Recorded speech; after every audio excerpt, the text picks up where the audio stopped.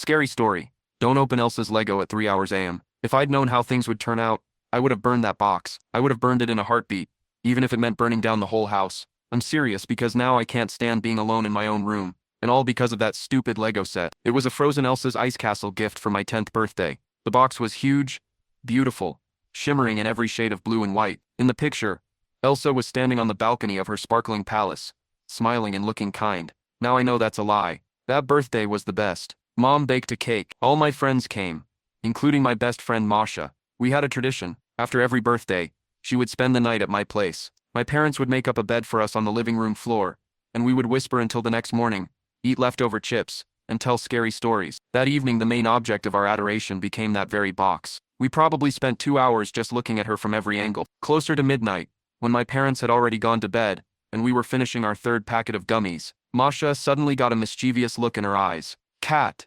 she whispered. "I saw this video on YouTube. Scary. About zombies again. No, it's better about Lego. There was a boy telling me there are special sets you can't build at 3 hours AM. He says if you start at exactly 3, something will happen." I rolled my eyes. What will happen? The pieces will just fit together. I don't know. Masha's eyes lit up with excitement. He didn't say. He said it was too scary, but he was building some kind of vampire castle, and we have an ice palace. Let's try. Oh, come on. I felt uneasy. It's always easy to just tell made-up horror stories about a black hand, but it's really creepy to do something ritualistic. Come on.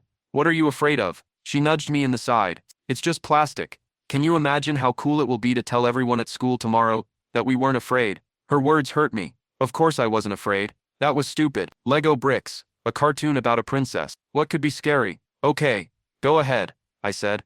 It's decided.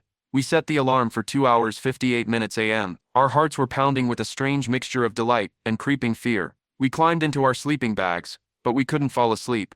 We just lay in the dark and waited. The annoying beep of the alarm cut through the silence of the apartment like a scalpel. I jumped up, my heart pounding faster. Masha also sat up, rubbing her eyes. The room, so familiar and safe during the day, seemed alien at night. "It's time," Masha whispered.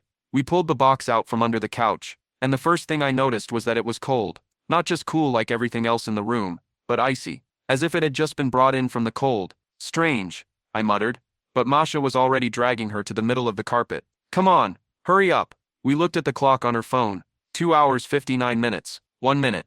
The silence in the apartment was deafening. You could hear the refrigerator humming in the kitchen and our hearts pounding wildly. 3 hours. Exactly at 3 hours AM. As agreed, Masha ran her fingernail along the adhesive tape. We looked inside. Neat, numbered bags with parts. Everything was as usual, but something was wrong.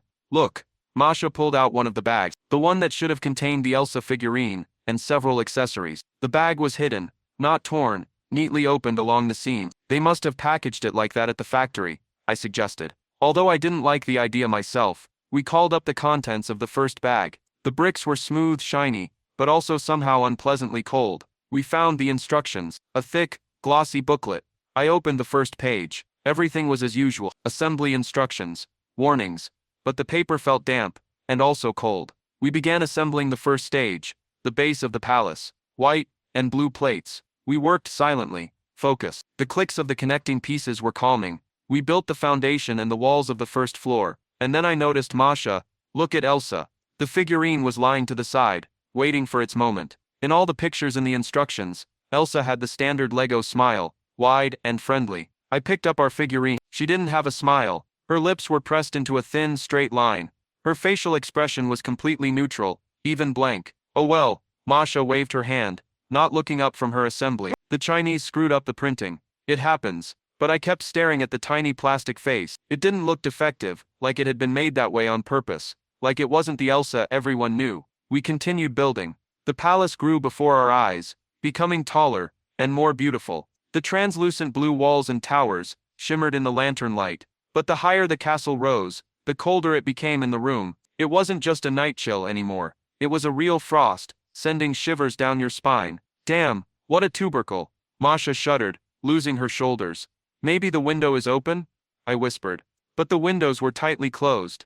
The cold seemed to be coming from the castle itself. Suddenly, something clinked in the kitchen. A thin, clear sound, as if someone touched a glass with a spoon. My heart began to beat somewhere in my throat again. We sat without breathing for several minutes, listening to the silence. "Nothing, the cat probably," Masha suggested uncertainly. But I knew that our cat slept at my parents' feet and never wandered around at night. The moment had come to install Elsa in her place in the throne room on the second floor. I took the figurine, and at that moment, I could have sworn. Her tiny plastic head turned slightly. Her painted eyes, two black dots, looked straight at me. I screamed and almost dropped her. What's wrong? Masha asked, frightened. She looked at me. Masha snorted incredulously, but took the figurine from my trembling fingers. Yes, it does look creepy, she admitted.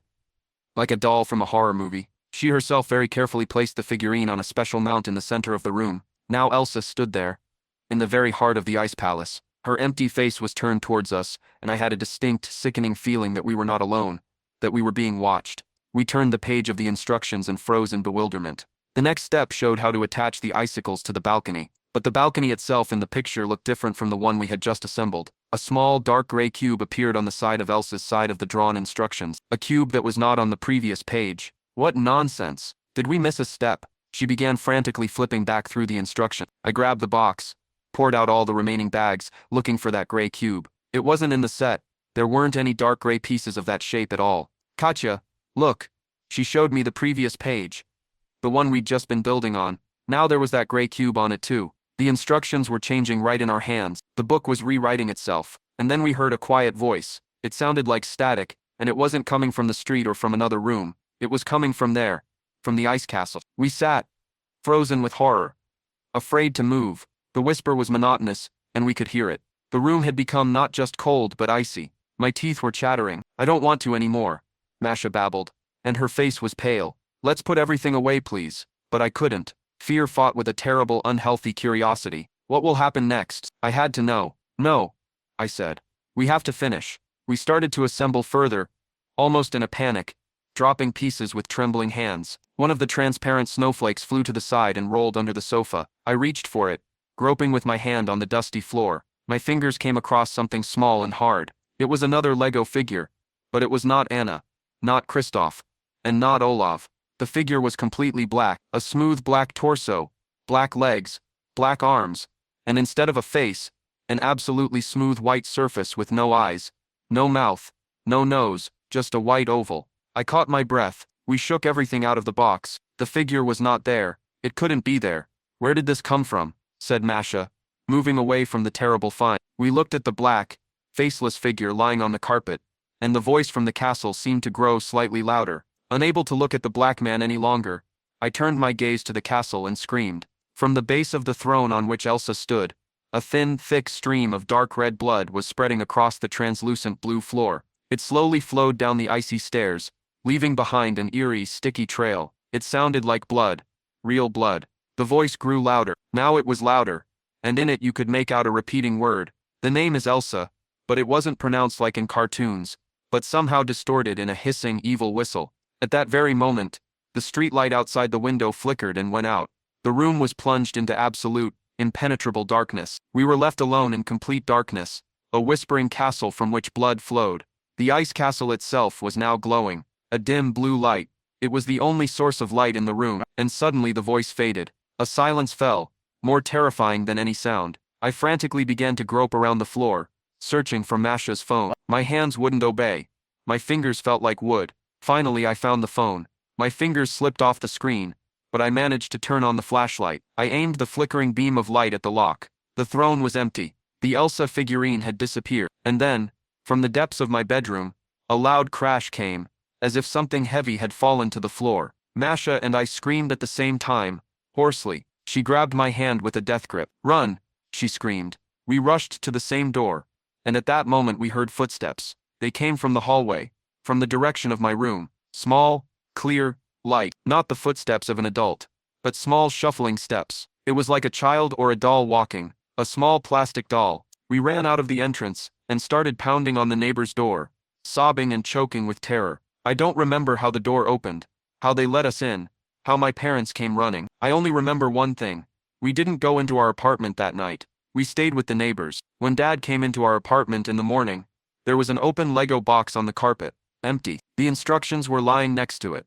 The lock was gone. It hadn't been disassembled into pieces. It had simply disappeared, and in the center of the empty box sat a single Elsa figurine, and now there was a smile on her face. Tiny, barely noticeable, but distinct. Several years have passed since then. We moved, but I know that the thing we let into our world that night remains there, in my old room. Sometimes, when I fall asleep, I still think I hear an icy whisper. And I know there are some things you should never play with. Never open Elsa'S Lego set at 3 hours a.m. Because you can build more than just a castle.